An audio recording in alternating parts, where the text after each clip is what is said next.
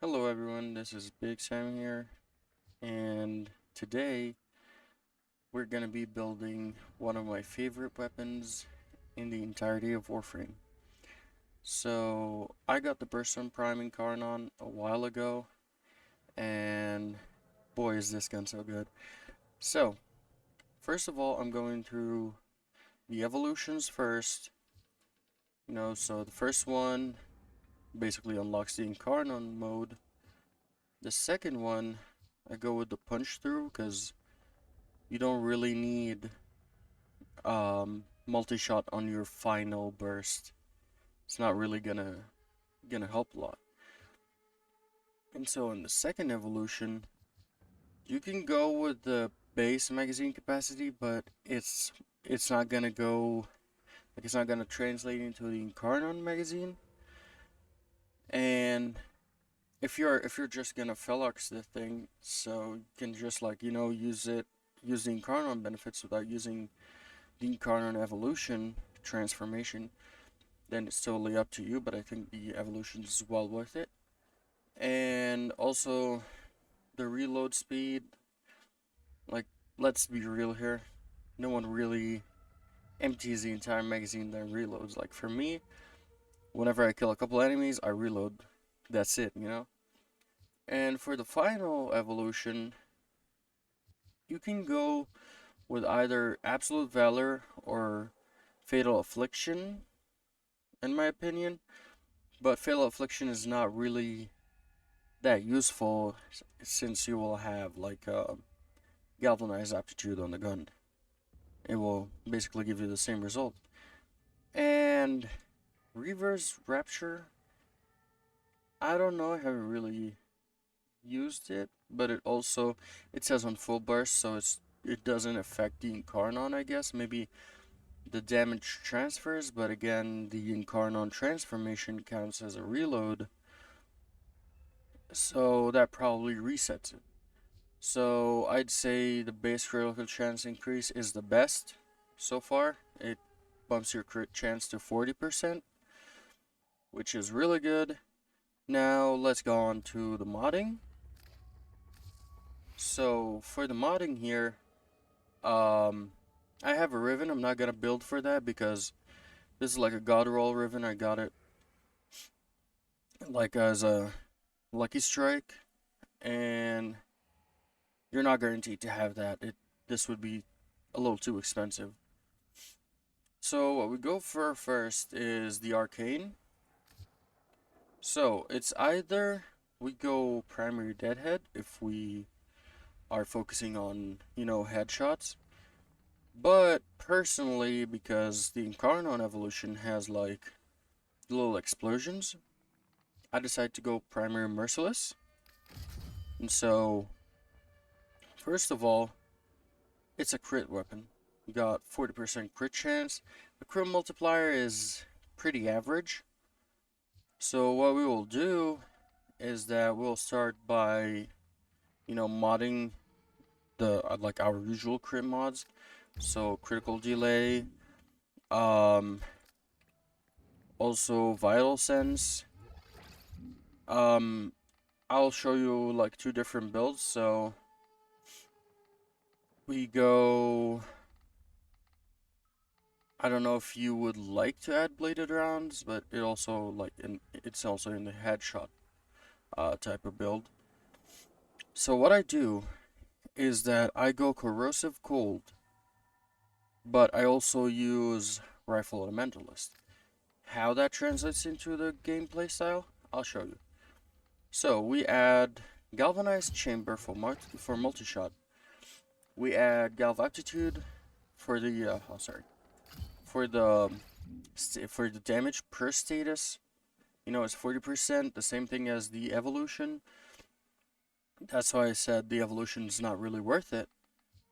So you can still kind of use it if you need a status build, or like if you have a strong primer and you don't need the galvanized aptitude on it. So, Warframe is a sandbox. Everything is viable if you know how to do it right. So now we have our multi-shot, we have our status damage, or damage per status, and now what I'd like to do is that I go corrosive. And so I go 60 mods to, bump up my status chance. So I go high voltage and malignant force. And so for my last mod, I go with rhyme rounds. So what happens is I'm playing for corrosive cold. Cold gives me extra crit damage. So I have 4 crit multiplier, and I do even more damage per cold status. That's why I try to bump up my my status chance. And on top of that, when you go into incarnon mode, you get extra crit multiplier, extra crit chance, and you get added, like, it adds heat damage to your weapon, which with corrosive cold it turns it into corrosive blast. So let me show you. So what we do is, these are heavy gunners at level 190. So what we do is just see the corrosive and cold stacks. And now, once we get the incarnon evolution going, we got a corrosive blast weapon. If the enemies are grouped tightly, which you can do with a lot of abilities, and arcanes like Magus Anomaly or Exodia Hunt, you can just do what I just did. Just focus on one enemy, like let's say this guy over here, and everyone just blows up. Just simple as that. And I killed 40 enemies and I still have like 460 bullets left in my magazine. Which is why you don't just like go spraying. You can just like, just focus specific enemies and let the blast procs do their job. And, it's pretty much gonna always land you some huge damage. And bear in mind that's with 0 buffs from my Warframe.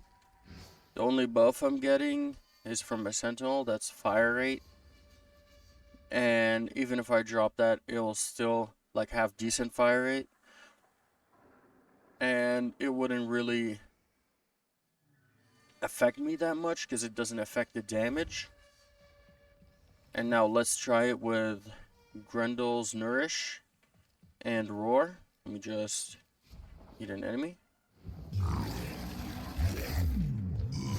Nourish, Roar. Let's reset the enemies. And now, yeah, just spray people. Just 144,000 damage. And bear in mind that's an assault rifle. It has high fire rate, but doesn't really have that much in the like damage department, Or, well, most of assault rifles don't deal high damage per bullet, but they deal a lot more. Like basically, they fire a lot more rounds per second, which compensates for that. Also, if you don't like the burston with the burst fire, you can just go to the settings and just go to this one, fire manual trigger weapons continuously. You just turn it on, and now I'm holding my my mouse click or my fire button, and it just fires basically almost continuously. If you have enough fire rate, it will just basically be an automatic fire weapon. So, our second build would be replacing the corrosive cold damage like the damage types, with viral slash, and in incarnon is going to be viral slash and heat. So basically we're going to remove high voltage, swap these, and then we're going to add 100 munitions. And this right here, we can just, you know, take it a little bit higher, you know, but that would probably be a third build because I'll give up a couple of these mods. So now let's try this, the viral slash build. So go with headshots to build up our incarnon meter. You see it's less damage because Grenier are kind of weaker to corrosive, that they take like 50% damage more. But basically now there is a lot of overtime damage, and bear in mind we're not using any faction damage mods, we're not using any buffs yet, and we just rain on them with viral, heat, and slash. You can see how the damage over time just eats their health up, and it can be cranked up with like roar or anything or something like that, you know, any faction damage mods. So it can go roar, then just see how fast it doesn't even need to, like, you know, just a couple of shots and they'll die before the dot even starts. So yeah, and also like if I have my companion weapon enabled, my Nautilus is gonna prime them, so that would be even more damage. Let me show you. So get Verglass Prime. I prefer Nautilus to other Sentinels because of the grouping ability. So now this guy has a ton of elements on him. So I just gotta get my incarnon going. And yeah. I do roar. Don't really, like, I'm not really doing any like companion builds right now. I'm just showing off the weapon, like the weapon build. So now we can just remove the verglass. There's gonna be might be a video about the Nautilus. So what we'll do here is we're gonna take Hunter's munitions off, and we are going to replace this and this. So what we're gonna do is that we're gonna add high voltage back, and we're gonna use galvanized scope and bladed rounds for basically more direct damage for headshots specifically. And we're gonna use, of course, primary deadhead. And notice we still have some more mod capacity for Exilus. I'm gonna use Vigilante supplies because there is a 5% chance my critical hits would be of higher tier than they're supposed to be. Like, you know, yellow crits would be orange crits. So, and most of the time I'll be dealing orange crits, so you might see some red crits there. So what we'll do is just get some headshots. You see the red crits starting to pop. And now what we do is turn it into incarnon form. You can see all the red numbers. This gun is kind of stupid. Like, when I tried it first, like when I first joined the game, when I tried my first burston, I was like, oh no, this gun sucks. And right now it feels, you know, much more like one of my top guns, you know, one of my most reliable guns. Like, if I don't know what to use, then it's gonna be the burston. if I don't know if my character is strong enough for this mission, or if my newly crafted build is good enough for this game mode, or for Steel Path, or for anything, I just go with the burston, because I know that if my character can't hold their own, then I know for sure that my burston is gonna carry me. Like, it's something I can depend on. And yeah, that's about it. If you've got a Riven, it will bump your damage even higher. I personally use, as I told you, this Riven, which has crit chance, crit damage, and cold, but gives me 85% less status chance, which isn't really much if you think of it. Like, instead of 90%, I'm getting 64% crit chance, which is basically like 26 drop.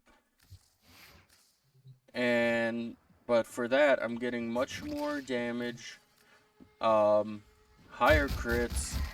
But again, the Riven isn't really like a necessity. After the 2 or 3 builds I showed you, you can still do a lot of other stuff without needing, or without having a Riven, and without having a Riven that is that strong, you know? And that would be it. And thank you for watching. If you like the video, you can leave a like, subscribe, and tell me your thoughts. If you have any better ideas about the build, if you see that I can mess something up or there is room for improvement, please let me know.